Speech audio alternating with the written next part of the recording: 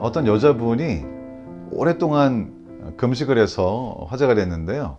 3일, 10일 이렇게 금식들을 하지만은 이번엔 22일 동안 금식을 했습니다. 물론 22일 이상 음식을 먹지 않고 지낸 사람들도 과거에 많이 있었습니다. 하지만 과거에는 사고 때문에 오랫동안 음식을 먹지 못한다든지 혹은 건강상의 이유로 음식을 먹을 수 없게 되는 경우들이 있었습니다. 그렇지만 이분은 자기 스스로 결심하고 인생의 깊은 문제들을 명상하기 위해서 22일 동안 금식을 해서 화제가 됐죠. 인간은 왜 이렇게 조금은 기이해 보이는 행동을 하는 것일까요? 그저 음식을 먹고 평범하게 살아갈 수 있음에도 불구하고 스스로 음식을 끊고 인생의 깊은 문제에 대해서 생각하는 이러한 이야기를 들을 때 우리는 공감할 수 있는데요. 왜냐하면 우리 모두가 다 살면서 인생의 본질적인 문제들에 맞닥뜨리기 때문이고요. 그것에 대한 해답을 찾기 원하기 때문입니다. 참 사람은 그저 이렇게 먹고 산다고 해서 만족할 수 있는 존재가 아닌 것이죠. 그래서 우리 예수님께서는 마태복음 4장 4절에 이렇게 말씀을 하십니다. 예수께서 대답하여 이르시되 기록되었으되 사람이 떡으로만 살 것이 아니요. 사람이 먹고 사는 문제가 해결된다고 해서 그저 그렇게만 살아갈 수 있는 존재는 아닌 것 같습니다. 사람은 살아가면서 나는 왜 이 세상에 존재하게 되었는지, 나는 왜 죽을 수밖에 없는지, 도대체 죽고 난 이후에는 어떻게 되는 것인지, 내가 지금 살아가는 이 삶은 의미가 있는 것인지, 그렇다면 그 의미는 무엇인지 하는 것들을 생각할 수밖에 없다고 하는 것이고, 어쩌면 이런 일들을 깊이 생각하지 못한다면 우리는 인간으로서만 가질 수 있는 가장 중요한 특징을 잃고 있는 것이라고 볼 수도 있을 것입니다. 2000년대 초반에 40세의 아주 성공하신 투자자 니콜라스 버그로엔이라고 하는 사람이 역시 또 기이한 행동을 합니다.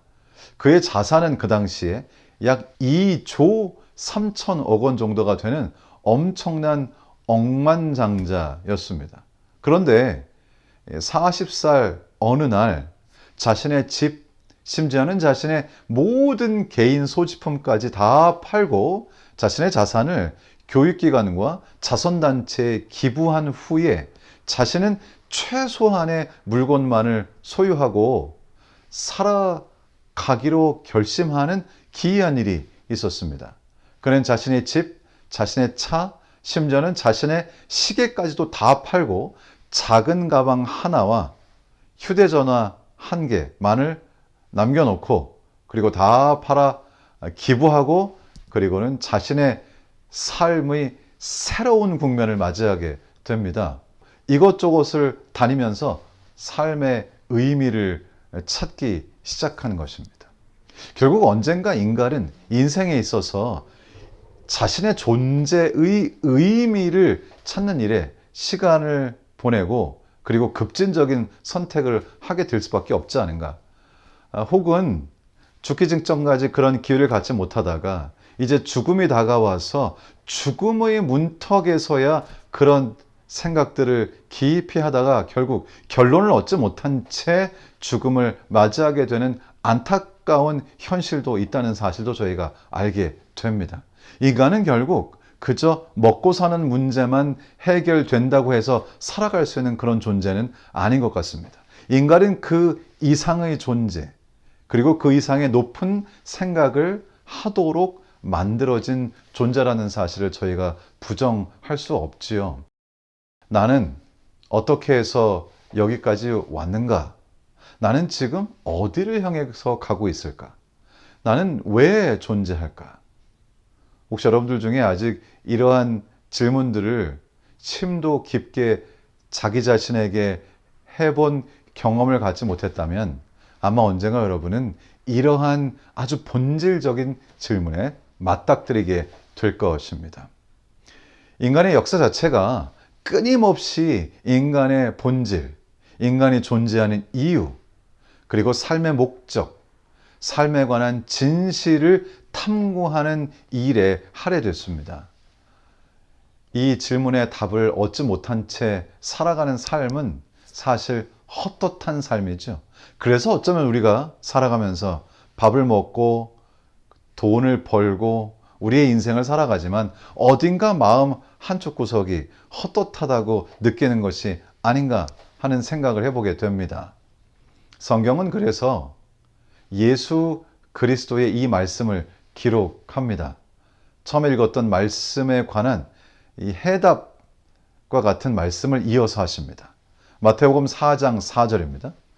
예수께서 대답하여 이르시되 기록되었으되 사람이 떡으로만 살 것이 아니요 하나님의 입으로부터 나오는 모든 말씀으로 살 것이라 하였느니라 하시니, 예수님께서는 인간이 그저 밥을 먹는다고만 살아가는 그런 존재가 아니요, 결국 인간은 하나님의 말씀으로 살아가는 존재라고 그렇게 말씀하셨습니다.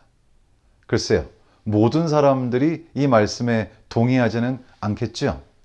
리 스트로베르라고 하는 사람도 그러한 부류의 사람이었습니다. 무신론자였고 시카고 트리뷴이라고 하는 신문의 법률 기자로 활동하던 사람이었습니다. 그는 논리적이었고 과학적인 사고를 중시하는 사람이었습니다. 그는 항상 기독교가 거짓 믿음이라고 생각해 왔었습니다. 그런데 어느 날 그의 아내가 예수 그리스도를 개인의 구주로 받아들이고 침례를 받음으로 그리스도인이 되었습니다. 그리고 이 리스트로벨은 그것을 결코 받아들일 수가 없었지요. 그래서 자신의 아내의 그런 모습을 보면서 답답한 마음으로 성경이 거짓이라고 하는 사실을 밝혀내고 증거하기 위해서 그의 기자로서, 특별히 법률 기자로서의 모든 기능을 발휘하여 성경에 관하여 조사하기 시작했습니다. 그는 역사학자, 과학자, 신학자들을 인터뷰하면서 성경에 기록된 모든 것이 거짓이라는 것을 밝혀내기 위해 2년 동안 연구를 하였습니다. 그런데 2년이 지난 후에 결국 그는 이 성경이라고 하는 책이 논리적으로 부인할 수 없는 진실이라고 하는 결론에 도달했습니다. 인간의 본질의 문제, 인간이 살아가는 목적, 그리고 인간이 어디서 와서 어디로 가는지를 온전히 밝혀주는 책이라고 하는 사실을 2년 동안의 연구를 통해서 깨닫게 된 것이죠.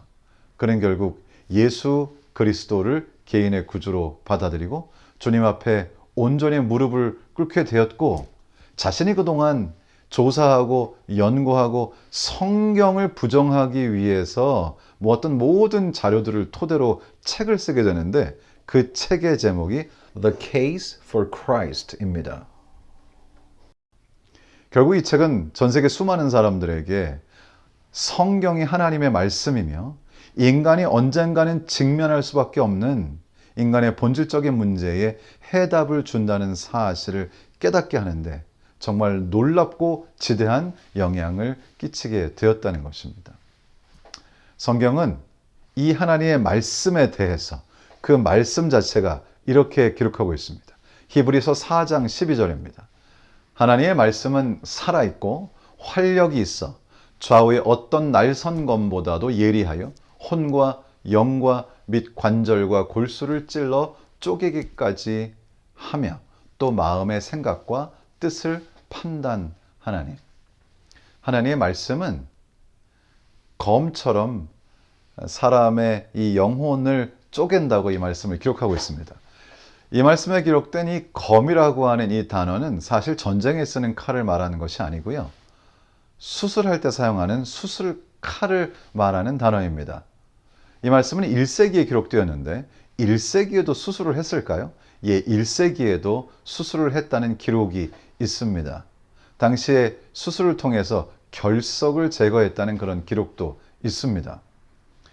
이 말씀은 마치 수술 칼이 환부를 도려내고 그리고 몸을 치료하여 다시 살아갈 수 있도록 하는 것처럼 마음에 병든 우리들에게 이 하나님의 말씀이 깊숙이 들어와 우리의 마음속에 진정한 생명력을 만들어낸다고 말씀을 하시는 것입니다. 우리의 영혼 깊숙이까지 와서 우리의 삶 속에 궁극적으로 우리가 해결해야 할 문제의 해답을 우리로 깨닫게 하시는 것이죠. 성경은 또 하나님의 말씀에 대해서 이렇게 기록합니다. 시편 119편 105절입니다. 주의 말씀은 내 발의 등이요 내 길의 빛이니이다.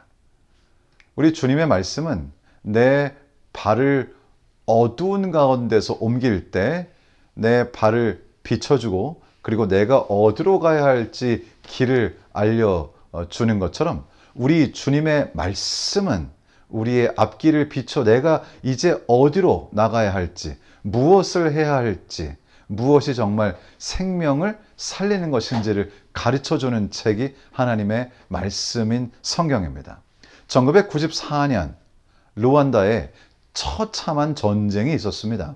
내전으로 수많은 사람들의 생명이 사라져가는 그때에 그 정부에서는 외국인들의 안전을 위해서 루안다를 떠나라고 지시합니다. 이제 모든 외국인들이 다 떠났습니다. 하지만 한 사람이 그곳에 남아 있었는데 그 사람은 바로 아드라 국제재림교회 구호기구의 지부장인 칼 윌킨스 선교사였습니다. 그는 하나님의 말씀으로 사는 사람이었고 하나님의 말씀을 전하는 사람이었고 하나님의 말씀에 기록된 대로 내 이웃을 자신과 같이 사랑하라는 말씀을 그의 삶으로 실천하는 사람이었습니다. 공포로 가득한 거리, 음식도 물도 구하기 어려운 상황. 하지만 그는 사람이 떡으로만 사는 것이 아니라 하나님의 말씀으로 산다는 것을 그의 삶을 통하여 체득한 사람이었습니다. 그는 위험을 무릅쓰고 자신이 돌보던 아이들이 있는 고아원으로 향했습니다.